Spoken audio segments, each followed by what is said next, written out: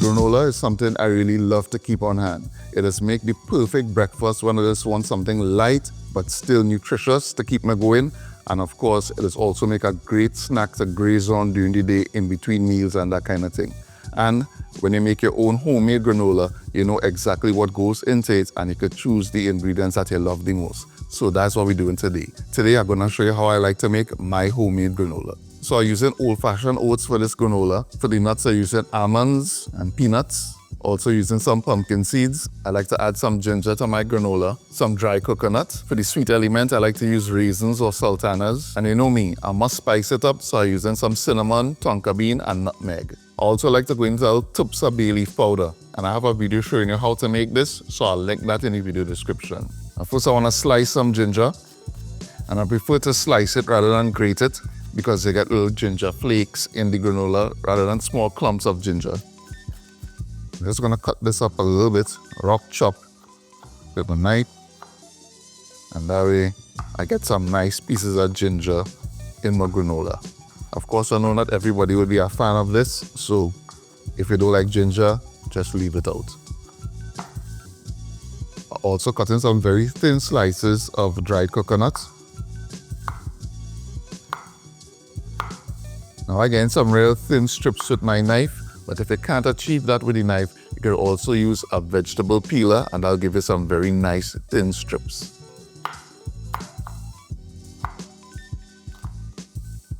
Alright, so I'm gonna put my almonds between some parchment paper.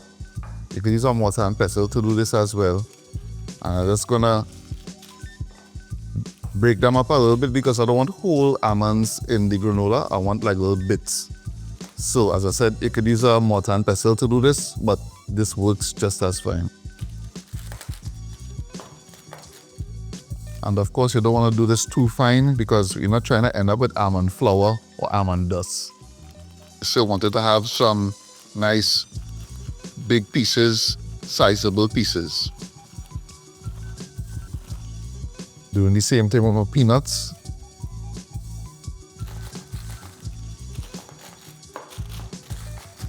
Alright, so we're looking good here. And something to note here, I am using raw nuts in this recipe because of course the granola has to go into the oven to bake for about 20 minutes.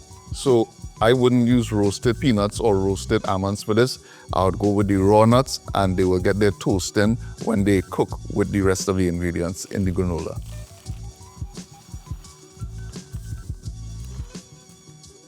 Going in with 4 cups of rolled oats, 1 cup of pumpkin seeds, 1 cup of peanuts, 1 cup of almonds, 1 cup of coconut flakes, I guess you could call this.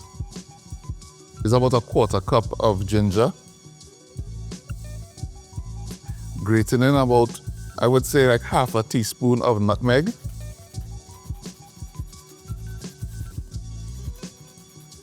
Grating in some cinnamon as well. So I'd say I have about a teaspoon of cinnamon here. Also grating in some tonkabean. Now grating in 2 tonkabean here. And this replaces the need for any kind of vanilla extract or vanilla essence in your granola. And for me, well, it's just a better alternative overall. So if you could find tonkabean, I mean, I get mine in Central Market by Miss Joycey. So if you could get your hands on some tonkabean, I would definitely recommend adding it to your granola. I'm going in with a very fine pinch of the bayleaf powder. And bayleaf powder is a very, very strong flavor. So it's just a little pinch you need. A little goes a long way with this bayleaf powder. And of course, I want to go in with a generous pinch of sea salt. Give this a toss. Make sure all the dry ingredients are well distributed.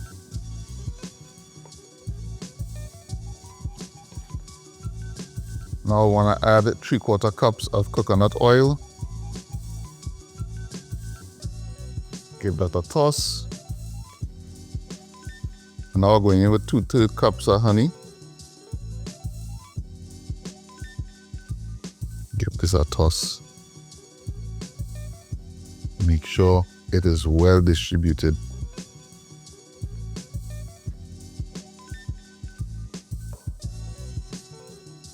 So I have a baking tray lined with parchment paper here. And pro tip, do not use foil instead of parchment paper like I foolishly did the first time that I tried to make granola. It will end in disaster. I'm just going to empty the mixture onto the baking tray.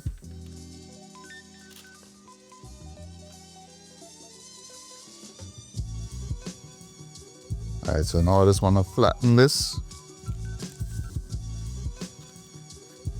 So now we're going to place this into a preheated oven at 350 degrees for about 20 minutes, full cook time.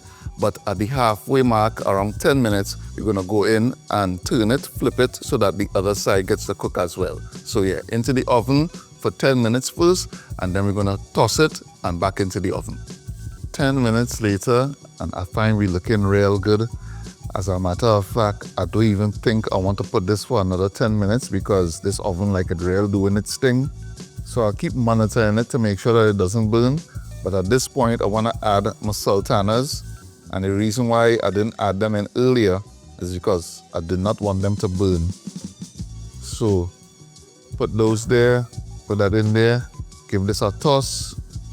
And basically what we're trying to achieve is making sure that the entire thing gets cooked properly. You don't want just the top side of the oats to cook. We will need all the oats to cook. So just getting what was at the bottom to the top and moving what is at the top to the bottom.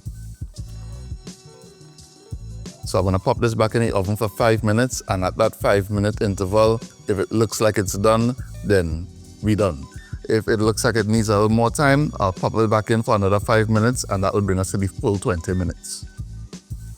5 minutes later, and we're looking good. I think I could go for another 5. Of course, I don't want it to burn, so I'm keeping a close eye on it. But 5 more minutes, and I think we should be perfect.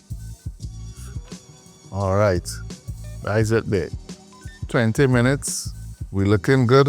I think we're done there. I'm just gonna carefully try to place the granola on the cooling rack. So we're looking good. I have my granola safely placed on this cooling rack, which will allow it to cool from the top and the bottom, allow airflow. And here we're just gonna leave this out to sit and cool down to room temperature before we dig in and enjoy it. So our granola is cool to room temperature. Break it up. Use my hand and go in there and see you have some nice clusters forming.